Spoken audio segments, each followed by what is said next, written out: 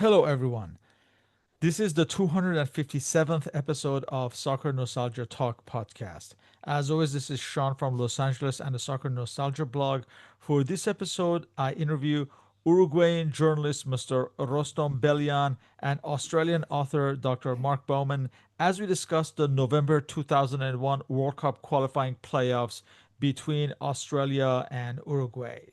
Dr. Bowman is an Australian author as well, and his book is called The Yawning Giant, a sliding doors football tale. Welcome to both of you. Hello, Sean. So, since Mr. Bowman has already appeared on the podcast, Mr. Bellion, can you introduce yourself and your trajectory into football? I'm from Uruguay. I'm journalist. I make Uruguayan soccer studies every game for Argentinian company. Let's start with Uruguay. Can you discuss the status of Uruguayan football at international level in 2001 since their last World Cup appearance in 1990? Uruguay missed two World Cup, 1994 and 1998.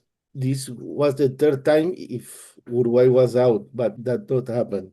For this occasion, Uruguay called Daniel Pasarela, Argentinian coach, to help to organization Uruguayan team.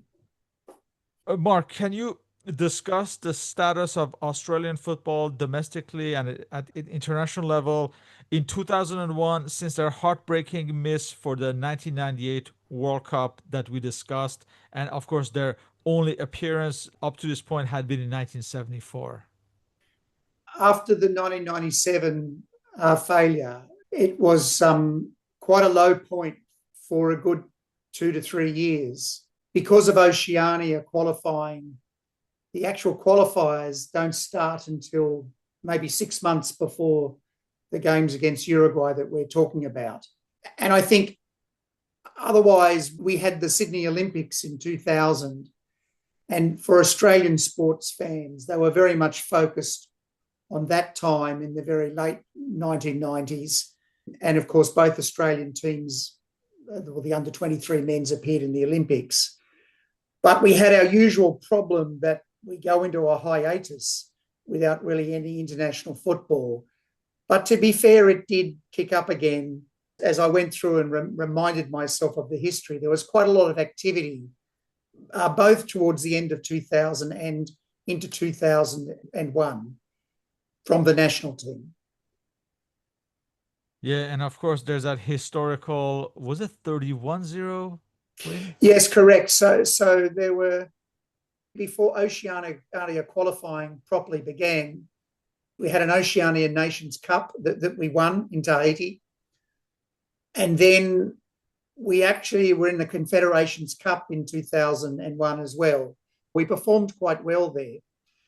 But when it came to the preliminary World Cup qualifiers, which you're referring to, which began in early 2001, I think having failed in 97, and FIFA kept coming up with the same problem that we didn't matter how well we were going to do in Oceania, we were still going to have to do a playoff against the interconfederation team. And I think we were very down about that and a bit angry about it, really. I think Australia was realising that Oceania was a dead end. And so almost to make the point, during those early qualifying series, the coach and the team and perhaps the federation wanted to make a statement and hammer or smash some of the early opponents very hard. So we beat Tonga 22-0 a few days before we then created that world record scoring effort 31-0 against American Samoa. And it was really part of that was showing no mercy, but really trying to prove to the world that this was a nonsense. And that was with not our first team, not without our European stars that we were doing that. And Australia had hired Frank Farina in the post-Terry Venables era in 1999. What was the impact of this homegrown legend who had had a solid career in Europe managing the team? Well, I think partly that was driven by, when Venables left, Well, the federation's always been broke, had no much money, but philosophically, I think they just financially wanted just to return to a local coach. He beat off a few other local contenders who had been assistant coaches, like Raul Blanco, who was an Argentinian descendant Australian. But Farina he had a good career in Europe, particularly around the 93 qualification series that we eventually failed against Argentina. In a way, he was sort of dropped in it. So it wasn't like there was any great fanfare. And history doesn't remember him very well, maybe as a coach, because he was sacked in 2005 before we brought in Gus Hiddink for the 06 thing. But in reality, when you go back and look, he did a pretty good job. He was right in the middle of managing the golden generation, which I regard runs from the 1997 through to 2006 peak. Even though the players were in transition, we still had a very good squad when we could get our best 11 on, and I think he managed them reasonably well.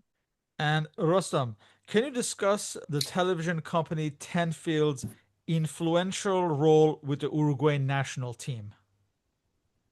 Tenfield has had a good influence. They are not only TV broadcast. The best manager, Paco Casal, managed players, best player of national team in that period. He has economic help to some clubs. He managed players, and he helped to bring Daniel Passarella, paying half of his salary in that period. And this is not free for Auf. If he helped with money to pay to Passarella and pay and help some clubs to play, and he managed players, he had a lot of power. He controlled everything. This is not very good as a company to monopoly of the soccer. After Passarella, Uruguay had actually recalled Victor Pua to manage the team after the qualification was underway and Passarella had left his post. How was he regarded by the public and the press at this point? Victor Pua, he managed previously young team since 1994. He managed under 16, under 20 category. He was the coach when Uruguay was second place in World Cup 1997 in Malaysia. Uruguay lost the final game against Argentina, but he was coach for Uruguayan young team, and he was coach national team between 1997 and 1999 when Pasarela comes.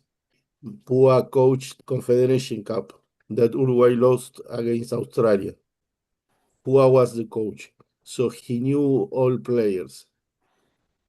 Can you summarize Uruguay's qualification campaign leading up to the playoffs? The campaign was not regular. It started very well with Pasarela, and Uruguay, after 6 games, was in the second place with 4 wins. But after that, started the most difficult game, and Uruguay lost in Colombia and Argentina and goes to fifth place. Pasarela was not disagree with only game. Pasarela was disagree with organization because Uruguayan organization was not good, and he had problem with players to call, and the teams let players to go with national team, and he was disappointed and left. After Bolivia was the first game in the second round.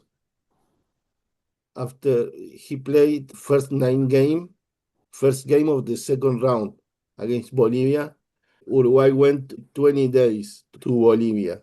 All right, to get used to the altitude. Yes, it's almost 4,000 meters. The Uruguayan championship was stopped for 1 month to let Pasarela go and prepare that game. But Uruguay tied. This was a good result, but The Uruguayan country president called him to stay and don't leave, but he was disappointed. Or I don't know, but February he left. He finally left after saying too many times to leave, but this was the last and he leaves. And Auf called Pua, he was in young team in that moment and called Pua to take the national team to help the qualification. And with the Pua in charge, Uruguay would finish fifth in the standings to make it to the playoffs. Mark, you kind of started with the Australia's qualifiers, starting with the matches against Tonga and American Samoa. What can you say about the rest of the qualification campaign? That happened in early 2001, and then, as usual, New Zealand was playing another group, as it were, which meant that the usual format was that New Zealand and Australia would win those two little groups, and then we would have a home and away playoff. And we won both legs without any difficulty, 2-0 in Australia and 4-1 in New Zealand. And so that left us, that was in June, yeah. And so that left us in the usual scenario that we were then had to wait out. FIFA had already determined that it was the runner-up in the South American series. So we just had to wait the final rounds out of that. And the internet was now finally around, so football fans could look it up like I did on a computer, and nothing like today where you can stream games and everything like that. And then we figured it was Uruguay, yeah. So, who were the familiar faces that made up the backbone of Australia? Well, once again, the challenge was, and I'm sure it's the same, maybe less so, maybe more so now for South American teams, is that your best players play in Europe. And we still had, the emerging people like Harry Kewell and Mark Viduka. We had Paul Ocon, who spent much of his career in Italy. Vidmar, who was the long-haired, the forward one, but even his brother Tony Vidmar. So they were all, and Mark Schwarzer, who was cementing himself as an overseas goalkeeper. But the challenge was always we could organise friendlies in Europe to play with those people, but many of them didn't come back for the early rounds. And so this is the problem of playing only two highly significant games every 4 years, is that the team, it lacks a cohesion, so that was one of the difficulties, yeah. The same question, Rosdom. Who were the familiar names in the Uruguayan squad? Uruguayan squad is Carini, goalkeeper, Thais Ormendes, Lembo, Paolo Montero, and Darío Rodríguez, Gianni Guigú, Pablo García, and Gonzalo de los Santos in the middle, Recoba, Darío Silva, and Federico Magallanes as forward. That was the most used team. Yeah, and a lot of Serie A players. Carini and Montero were, of course, in Juventus. Recoba at Inter. Yes. Guigú was at Roma. And, of course, many of the others are also playing in the Spanish leagues. It's strange to think that Diego Forlan didn't make his way into this squad at this point, because I think that fall he joined Manchester United, if I'm not mistaken. Ahead of the first leg, what was the mood in each camp? I guess there's the mood in the camp and the mood in the nation. I can't speak for the mood in the camp, except that the first thing that happened, of course, is that FIFA determined that the first game would be played in Australia and the second one in South America. So that meant a lot of travelling for both squads, really. But it did mean, of course, as usual, that they got together very late. On the terraces, I think we're all highly familiar with many of the stars and the quality of the Uruguayan team. And you put that together with the whole challenges of Oceania, and despite the fact that we had a pretty good squad, there was a degree of anxiety, as you might expect, particularly coming off from 4 years before.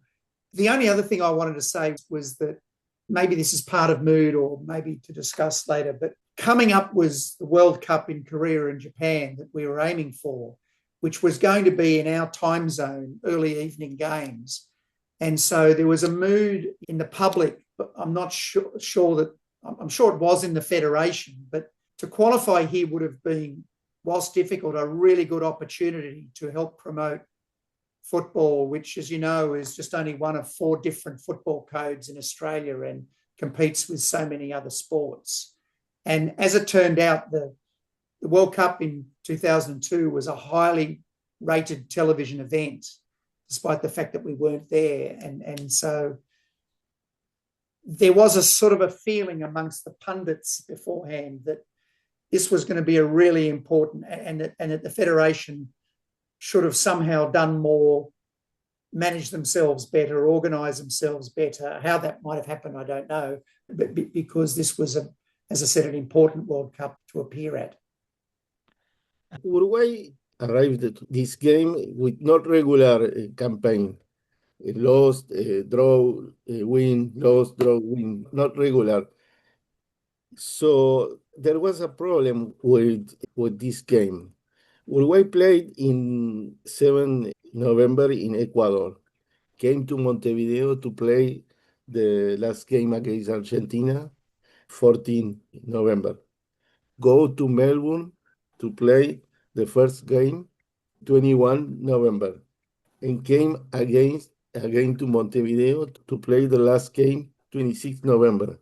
In 2 weeks, too many travel in the world, and the problem was the organization, not organization and planning the travel to Melbourne with good commodity.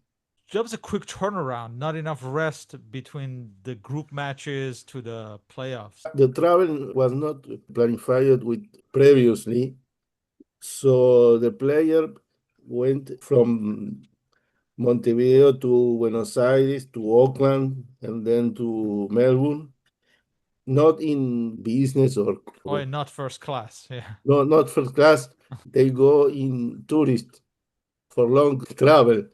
And some journalists helped tall players like Richard Morales, let them to sit in the business chair. That was the Uruguayan organization, and that was a problem. But about the game, the expectation was difficult game, not easy against Australia. And expectation was about Australia had players in Premier League like Kewell and Piduka. Getting back to Australia, these 2001 playoffs were vastly different from the 1997 playoffs, where Australia were dramatically eliminated by Iran in the match that we discussed. Did that play into the psyche of Australians, what happened last time in 97?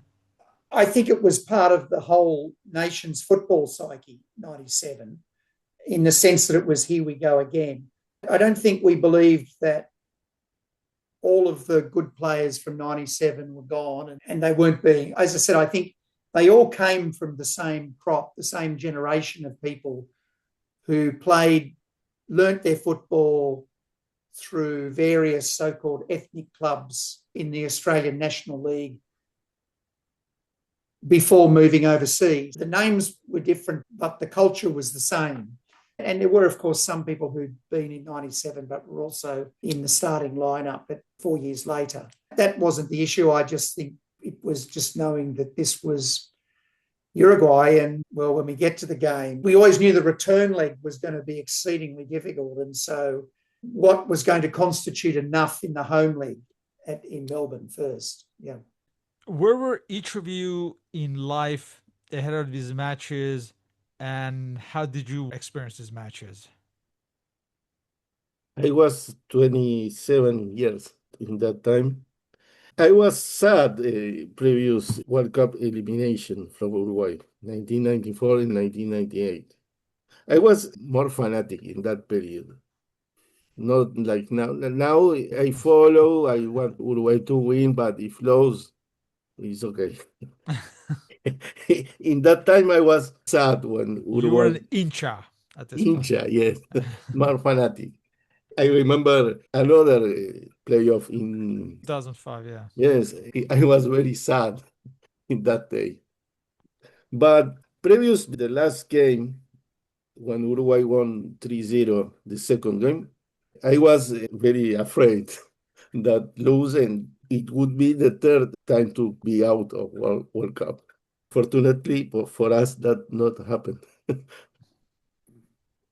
I have to say, as you know, I'm now a fan of 50 years of the Australian team because I'm now 65, but I just turned 40 in 2001. But going back, I was very, very depressed about Australian football after Iran in 1997. And I don't think I ever could have given the game away, but I came very close.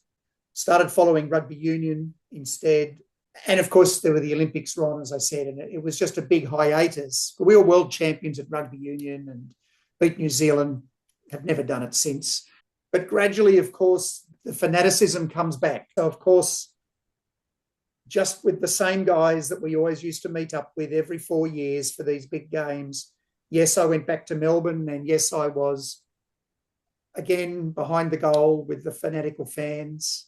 We're not very ultra in Australia. And so I was at the Melbourne Cricket Ground watching the first game.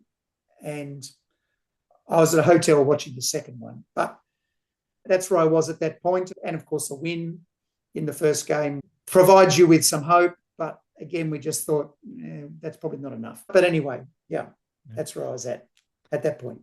Well, let's look at this first match, the first leg. So it's on November 20th, 2001, Australia hosting Uruguay at Melbourne's cricket ground. We have the following lineup for Australia, managed by Frank Farina. So Mark Schwarzer of Middlesbrough in goal, Sean Murphy of Sheffield United, Craig Moore of Rangers Glasgow, Kevin Muscat of Wolves, Tony Vidmar of Rangers Glasgow, Paul Ocon of Middlesbrough, Stan Lazaridis of Birmingham City, and he replaced by Paul Agostino of Munich 1860 in the 46th minute, Brett Emerton of Feyenoord, Josip Skoko of Racing Genk in Belgium, Harry Kewell of Leeds United, and Mark Viduka of Leeds United. And Paul Ocon is the captain of Australia. For Uruguay, we have Fabian Carini of Juventus, Washington Tice of Real Betis, Alejandro Lembo of Nacional, Paulo Montero, captain of a team of Juventus, Dario Rodriguez of Peñarol, Gianni Gigu of Roma, Pablo Garcia of Venezia, Gonzalo de los Santos of Valencia, Alvaro Recoba of Inter, Ernesto Chevanton of Lecce, and he'd be replaced by Mario Regueiro of Racing Santander in the 77th minute, Federico Magallanes of Venezia, and he'd be replaced by Guillermo Giacomazzi of Lecce in the 72nd minute. Dario Silva was injured for first game. Yes. This match, Australia dominated possession, and they would have as many as 7 corners in the first half. But they would only breach Uruguay's defense once in the 79th minute. Harry Kewell crossed from the left side, and Dario Rodriguez pulled down Agostino in the box. So there's a penalty kick awarded, and Kevin Muscat scored, and Australia won this first match 1-0. My memory is that game was in the morning in Uruguay, 7 or 6 a.m. in the morning, before I went to work. What I remember is that Uruguay took a defense position to tie Pua clarified for that game. 10 minutes before the end, there was a penalty for Australia. Muscat make the goal. But the sensation for Uruguayan people was that Uruguay could reverse the result, the serie in Montevideo. The 1-0 was a short difference, and in Montevideo, in Centenario, Uruguay was going to qualify. That's what I see in some newspaper to read the opinion, and that was the opinion of most people that watched the game. that in Montevideo we were going to win and qualify. Yes, I have to say, I think we had a sense that we had to make the most of the chances that we got. And so when we missed a lot of chances or we didn't make the most of those attacking opportunities, we got the feeling that this was like 4 years ago, that we were not going to maximise our chance. And yes, when Muscat got the penalty, and by the way, he didn't take any risks. He sent it straight down the middle, and it was lucky that Carini dived. Otherwise, if he just held his ground, he would have been able to stop it, I think. But at the end of the game, we felt that, well, the fans felt that it wasn't enough and that the Centenario is a tough place to go and that Uruguay almost never loses there. I think their history is pretty strong for winning there, all the way back to when it was built in 1930. And our feeling was also that the Uruguayan team were probably happy to go away with only a 1-0 defeat. Yeah. It's fair to say that Australia were not in a right headspace ahead of the second leg. Well, I think it had its challenges. A lot's been made of, I don't know if you want to talk about the transit. Did you have that down I was on your about list? to ask about that. Yeah. The tensions before So, the second leg. Yeah. Yeah. So I think the confidence wasn't helped by squad management off the field, I mean, in terms of transport and all of the things that the high-level federations know how to manage properly, and people with a higher standing in the world. So I think all of that played in. Yeah, apparently there were some tensions at the Montevideo airport that led Australia to actually ask FIFA to, I think they want to play at a neutral venue. The main issues were at the airport, getting through customs and immigration, where there's a bit of delay and a bit of mucking around. And then maybe it was just boisterous fans. Maybe it was organised by the federation. Who knows? But there was a bit of jostling that went on because there wasn't very good security when the team was leaving the airport and getting on the bus. Now, the Australian press, the media, most of them don't understand football at all. I looked at all of that and thought, oh, this is just typical tension in the World Cup. And you have to expect this if you're going to a South American country.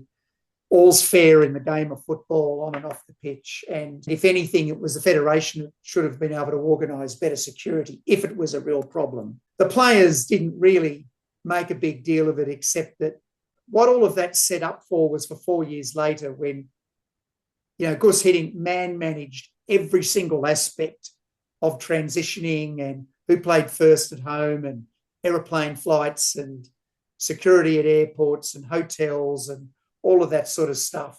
I think it was probably just more our naivety.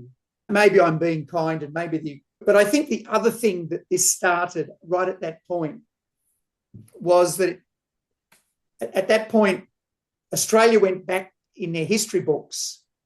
And in 1973, we played Uruguay in a warm-up game for the 74 World Cup. One of our greatest ever midfielders was karate chopped or injured, Ray Bartz, and had to withdraw from the 74 tournament. And so once the jostling and stuff and all of this sort of stuff had happened, the press, the media started to build a story about the dirty Uruguayans, and this goes back 40 years, and all that actually built on a culture that for 4 years later. But right at that time, it was what it was, in my opinion. And I also read that an Australian official had suggested to send an Australian cook with the team to avoid food poisoning, and the Uruguayan officials had been offended by that. Oh, no, I don't remember that. But look, every decent professional football squad knows that you unplug your telephones in the hotel rooms, you stay as high as possible. But a lot of this was, to me, just the toing and froing between two countries for whom had not tasted success for some time and desperately needed to get to the World Cup. Yeah. What was the view of the Uruguayan press? The view was that Uruguay could reverse the result and qualify to World Cup. Can win 2-0, 3-0 in Montevideo and qualify. What about all of the when the Australians came to the airport, there was talk of harassment of the players. Was there anything in the press about that? I think that was organization, was planned when Australia get to Uruguay and some person went to insult and say everything to them. I think that people by themselves, that was planned. I don't know who, but Also, they're uh, like actual individuals having nothing to do with the federation, basically, who did that, right? not federation, but that was not individual person going to airport. This was planned before. Because when Uruguay won the second game, Dario Silva thanked person who went to airport. Well, the second leg was on November 25th, 5 days later at Montevideo at Estadio Centenario. For this match, we have the following lineup for Uruguay: Fabian Carini, Washington Tice, Alejandro Lembo, Paulo Montero, captain of the team, Dario Rodriguez, Gianni Gigu, Pablo Garcia, Alvaro Recoba, Mario Regueiro. He'd be replaced by Gonzalo de los Santos in the 74th minute. Dario Silva of Malaga starting this time. He'd be replaced by Gonzalo Sorondo of Inter in the 83rd minute. Federico Magallanes, and he'd be replaced by Richard Morales of Nacional in the 66th minute. For Australia, we have the following lineup: Mark Schwarzer, Sean Murphy, he'd be replaced by John Aliozi, playing at Osasuna in Spain in the 81st minute. Craig Moore, Kevin Muscat, he'd be replaced by Paul Agostino in the 73rd minute. Tony Vidmar, Paul Ocon, captain of a team, Stan Lazaridis, Brett Emerton, Josip Skoko, Harry Kuehl, and Mark Viduka. The surprise was Mario Regueiro from the left side. He was the best player, I think, in this game. The surprise that Farina didn't know and didn't realize before the game. Yeah, he started in place of Chavanton. So in this match, of course, Uruguay as the home team attacked to win. So in the 14th minute, there's a long cross from the Uruguayan half from the right side. It reached Dario Silva in the Yes. box, who then advanced to score. Then you would have to wait until the 70th minute for the second goal, when Recoba's free kick from the left side was headed in by Richard Morales, and the same combination would work for the third goal, where in the last minute, Recoba's pass from the left side was knocked in by Richard Morales. And Uruguay won 3-0 and qualified for their first World Cup since 1990.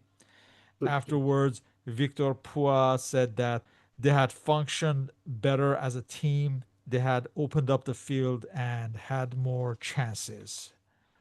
Richard Morales was the other surprise for this game. Richard Morales didn't play too much before, but this was his best day in his career. He made two goals. I think our Australian coach Farina and players didn't know him.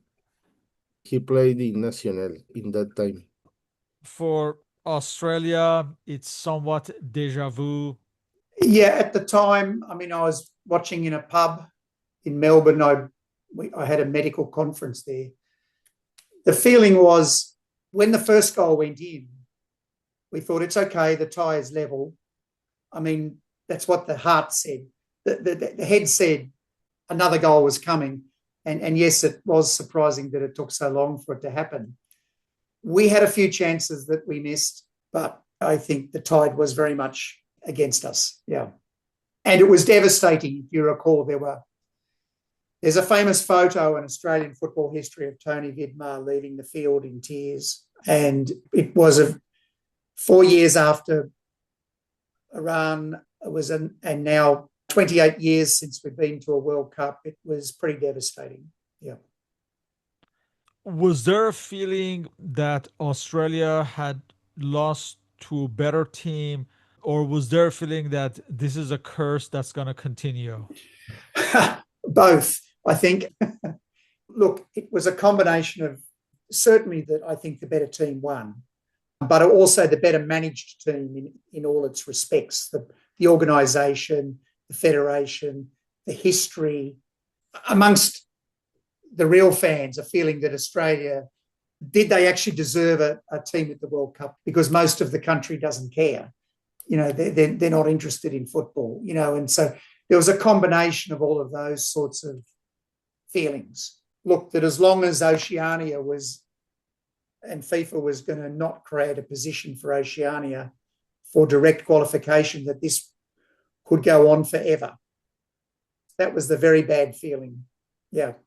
And that was maybe, we had been trying to move to Asia for a long, long time. It was just part of that feeling. But we didn't have the professionalism or the politics and the persuasion to be able to do that for another few years. Yeah. There wasn't this feeling that they're just about to make it as long as they persist. It's just that with this system, it's more or less, it's impossible. That's very much the feeling. The irony being, of course, that when we won 4 years later, it was our last game as an Oceania country. So we did finally do it. So, Rostam, as far as Uruguay, this had been their first World Cup in over a decade with virtually a whole new generation. The last one was like the Francescoli, Ruben Sosa, a whole different generation. So, was there an outlook that this is a new generation that's gonna step up, or what was the reactions back home, the celebrations, etc.? There was very happy and big emotion to qualify again for a World Cup after 2 times out, after 12 years. But there was not very important hope that Uruguay can win or do a great World Cup. The only expectation was to qualify and play World Cup. Yeah, because it was a But young team. It was a young, inexperienced team. yes, this was the team that played in 1997 under 20 World Cup. Oh yes, yeah, Most player, yeah. for example, Carini, Lembo, Pablo Garcia was from under 20. Recoba, Magallanes, not for under 20, but young players. So only with experience was Paolo Montero. Other players are all young players. But after that, Diego Forlán joined for World Cup and Sebastián Abreu, who was playing in Mexico, in Cruz Azul. Pua called them for World Cup.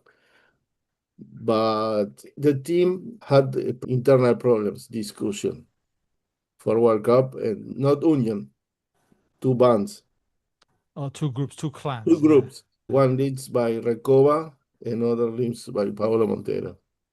And that not help to make a good World Cup. Mark, as far as Australia, I imagine they would not be looking for too many scapegoats because, like we said, it's because of this whole system that is really the impediment for Australia to qualify. With that in mind, do you remember if Frank Farina was blamed? How is he regarded objectively afterwards? I don't think by any means the entire nation or the entire group of fans blamed him for everything. He was probably, there may have been one or two more experienced people who could have led that squad in Australia, but there was no financial position of going overseas. There's always that argument, why didn't we get such and such from Argentina who was available? Or that discussion happens all the time. So the blame wasn't entirely on him. I think it was more the system rather than the man, if you know what I mean. Yeah. What was the immediate aftermath for Australia? Well, we went into our usual international hiatus. We didn't play an international for 14 months, I think, which ironically was a game against England in England, a friendly, which we won, which I went to, which maybe was really set up the modern era, actually, that game. But that was the issue. In Oceania, we were never playing enough competitive international football. Rostom, as far as Uruguay, what had been the assessment of Pua and his trajectory afterwards? Well, Pua was the coach for young team since 1994 to 21. Not good World Cup for him and for Uruguay in Korea. And after that, he didn't work for long times. 6 years after World Cup, Peñarol called him to manage the young players, young teams. He helped Peñarol team for some years.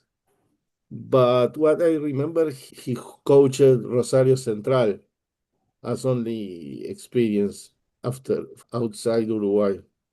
But his career was not important after Uruguay, after World Cup.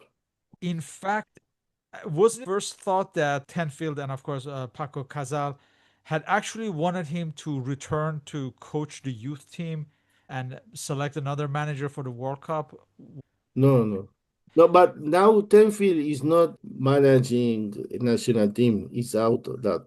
When Tavares came to national teams, Tenfield is not working in influencing in national team. It's out. For a long time was Tavares managing all national team and young team, and now it's Bielsa and Auf. But no, Tenfield is not participating now, and Pua is not named.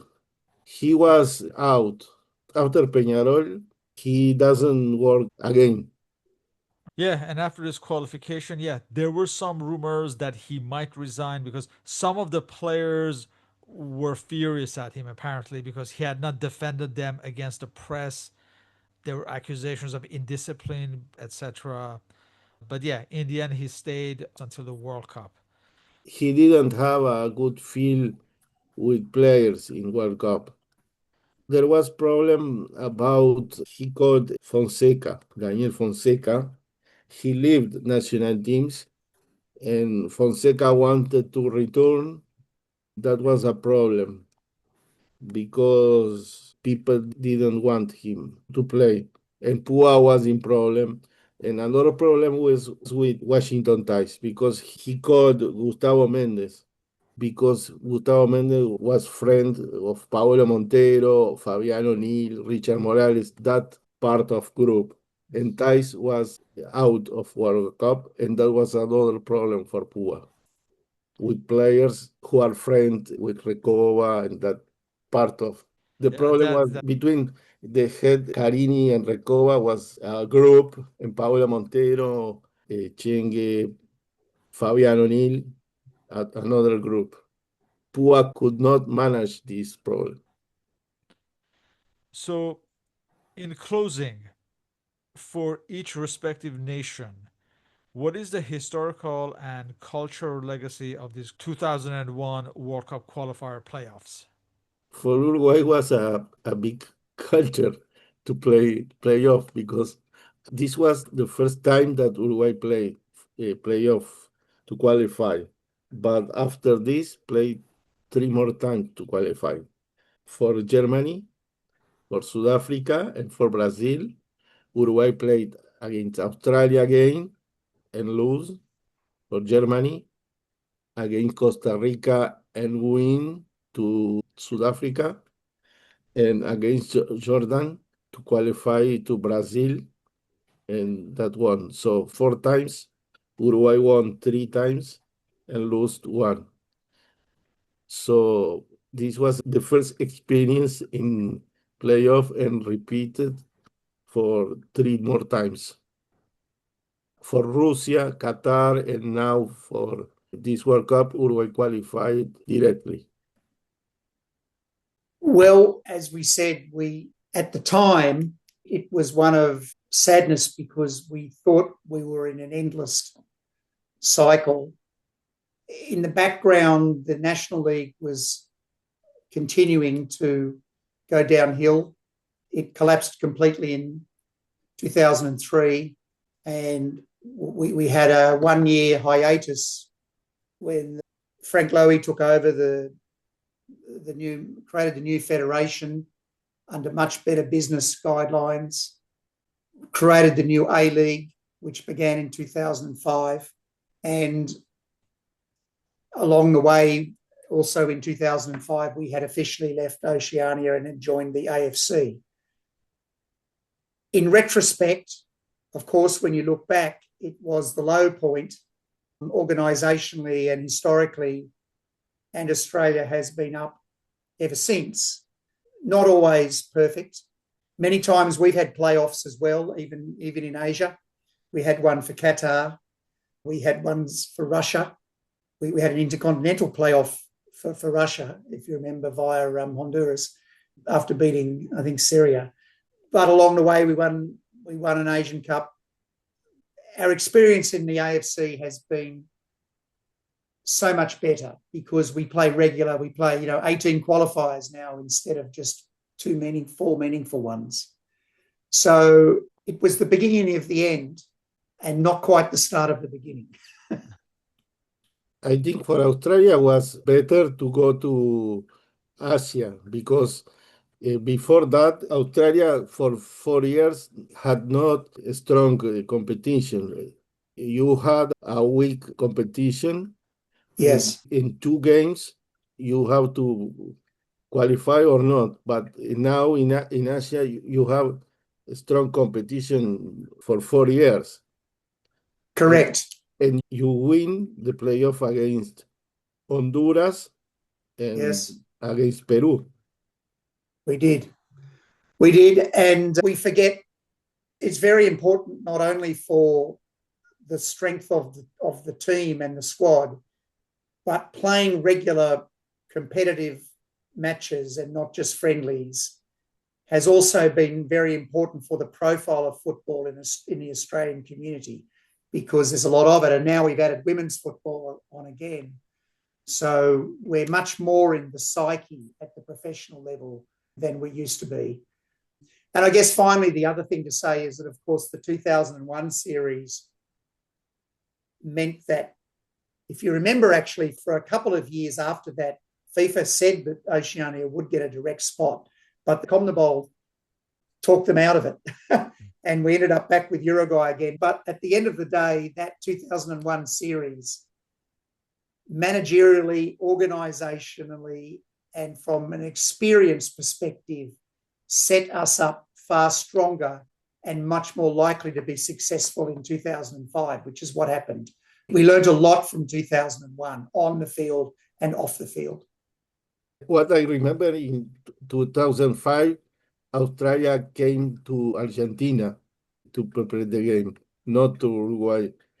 In some regards, and know that not happen the same thing in the airport. Yes, there were many things, and I'm not sure if Shahan's podcast extends beyond into the 21st century, but we can talk about 2005 another time. No, we will discuss the 2005 at a later podcast. Yeah, for sure. Yeah. It's a fascinating story from Australia's perspective that has been covered many times with documentaries. Well, with that, I would like to thank both of you for your participation in this interview and sharing your memories. And like I said, we will discuss the 2005 series at a later time. And also to remind everyone that all our respective contact information is listed on a blog and podcast uploads. So once again, thank to both of you and hope to continue these discussions on football history. Okay. Thank you very much, and good to talk to you both. Nice to meet you.